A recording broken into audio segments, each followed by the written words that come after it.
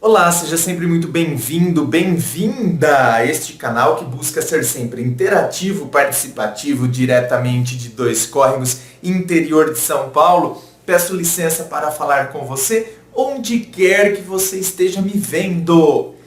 E vamos ao e-mail de hoje, dele, que diz assim: Bom dia, André, tudo bem? Tudo ótimo, meu querido, espero que com você também. Meu nome é tal, tenho 25 anos e há 2 semanas encerrei meu relacionamento. Foram 5 anos de ótima convivência, mas no último ano as coisas acabaram por piorar. Percebi que os momentos íntimos já não eram mais os mesmos. Percebi uma certa esquiva da parte dela para me encontrar. Achei que era só uma fase, afinal de contas a individualidade e a solidão de cada um deve ser respeitado. Em outubro de 2013, decidimos dar um tempo.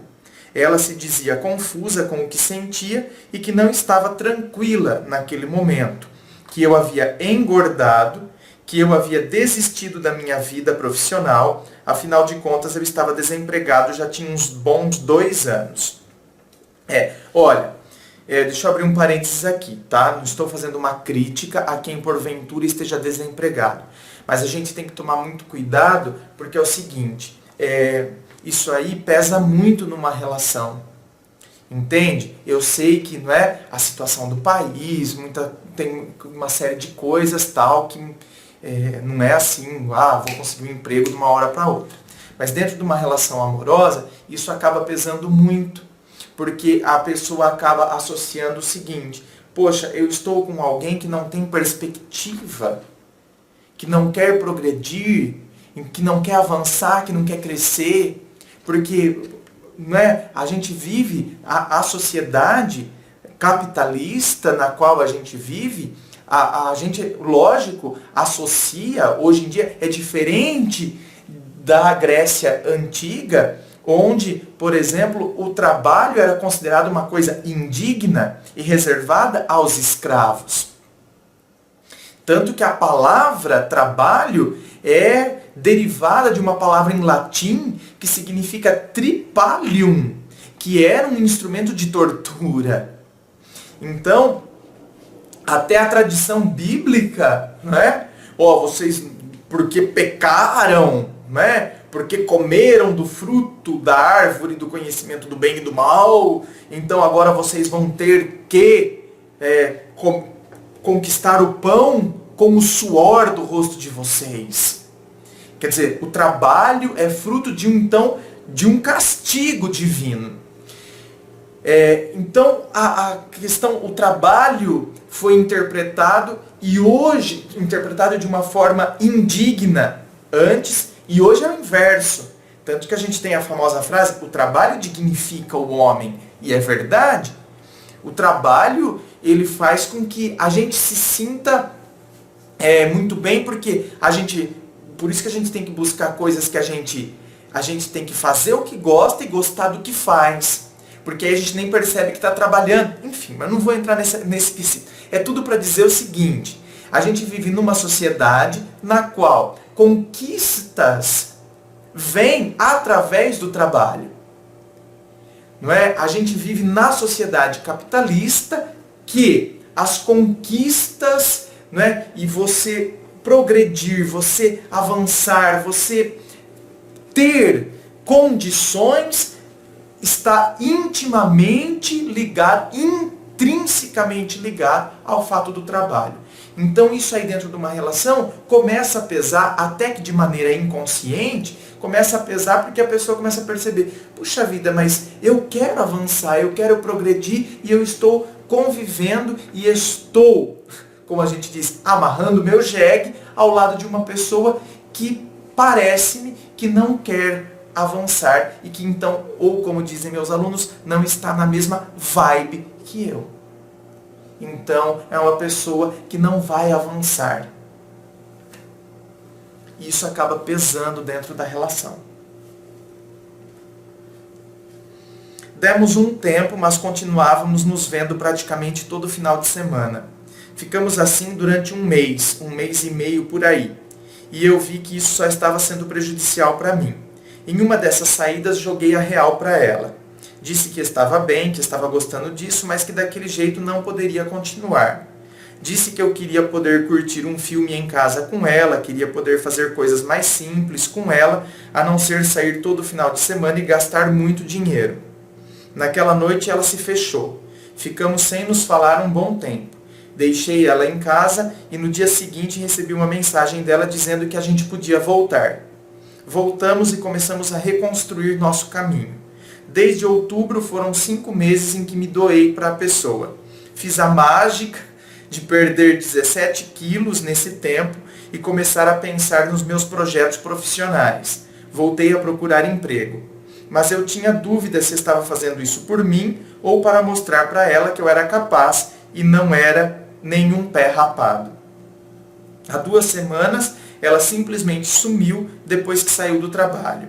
E tanto eu como os familiares dela ficamos preocupados. Após 2 horas de angústia, ela entrou em contato comigo e disse que estava em um bar com uma amiga dela. Até aí tudo bem. No último dia em que nos vimos e que foi decretado o término, acabei por entrar no Facebook dela e ver que ela não tinha saído com sua amiga, e sim com um amigo. Fiquei bastante nervoso por conta da mentira e iniciamos uma discussão. Ela me pediu novamente um tempo para pensar. Disse que se ela havia mentido era porque havia algo errado. Enfim, o tempo foi dado. Mas como não acredito nisso, acabei por pressioná-la durante dias para que tomasse a decisão, porque afinal de contas, se é para terminar, termine. E não peça um tempo. Isso é torturante.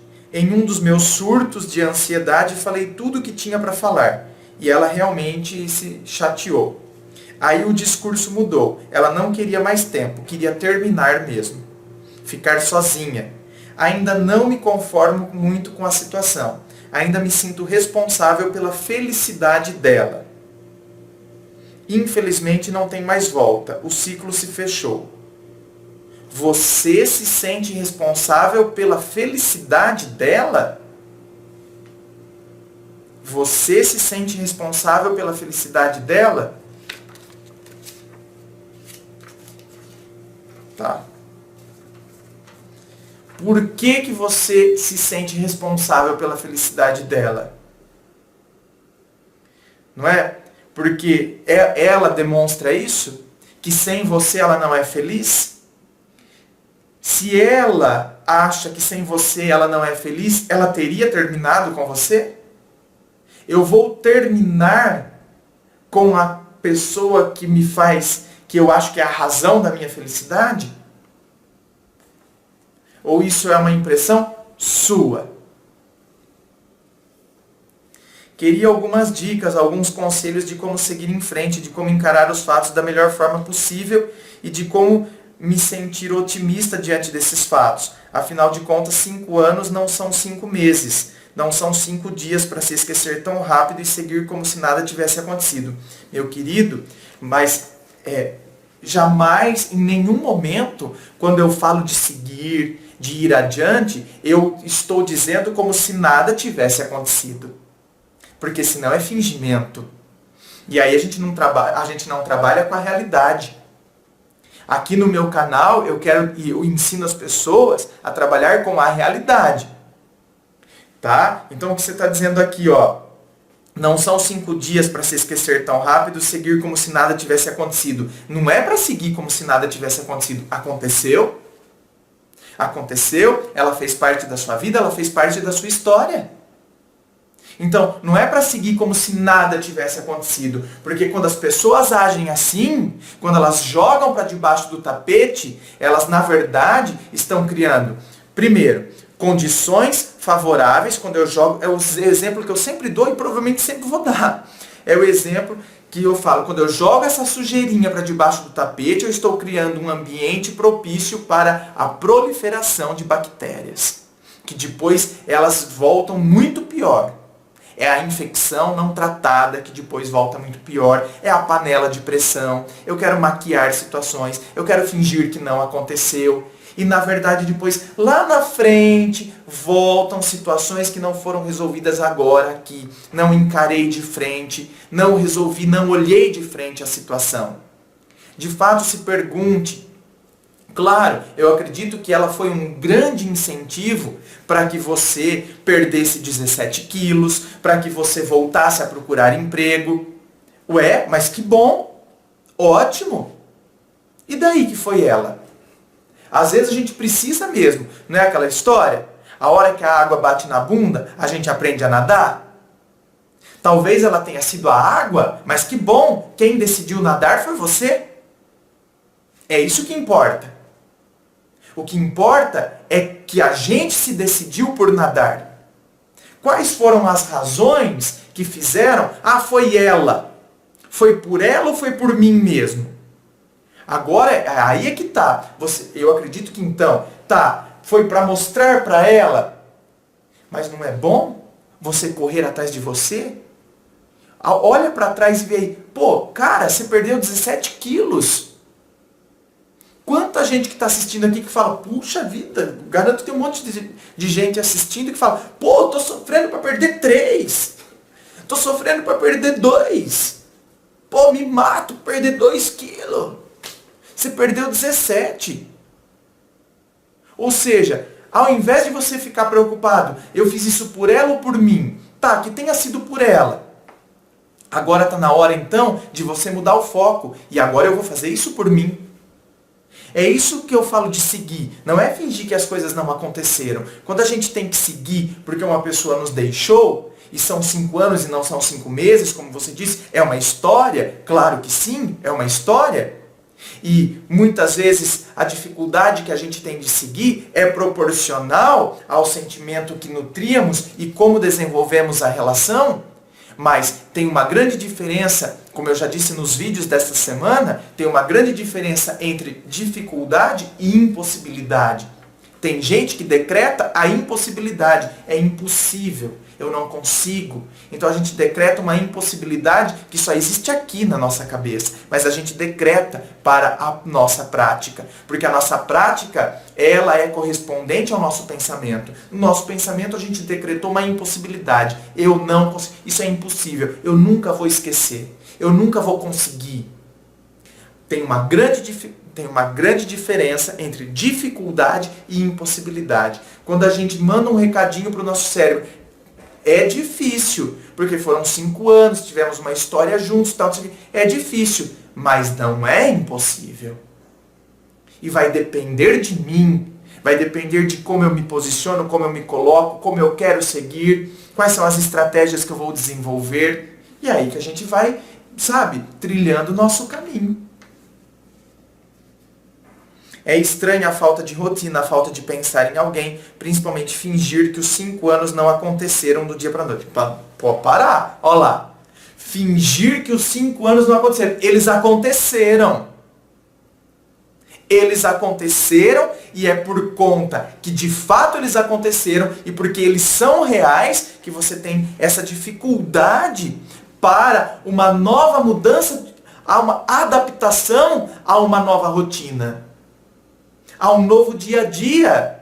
Porque, claro, nós somos pessoas que nós nos acostumamos. Eu não estou dizendo que o amor é porque o amor não existe mais e agora eu só me acostumei com a pessoa. Não, mas apesar do amor existir, a gente se acostuma com aquelas situações. Nós somos assim. Nós somos muito tradicionais. É o que eu sempre falo aqui no canal. Pode ver, eu sempre sento num determinado lado do ônibus, não é? Eu costumo pedir sempre aquela poltrona, se possível aquela poltrona. Num teatro, quando você vai, você sempre gosta de sentar naquele lado, naquela fileira, no cinema, na igreja, onde quer que seja. A gente costuma estabelecer o nosso território. Porque a gente gosta disso, de ter o controle e tal. A gente estabelece, isso aí nos alivia.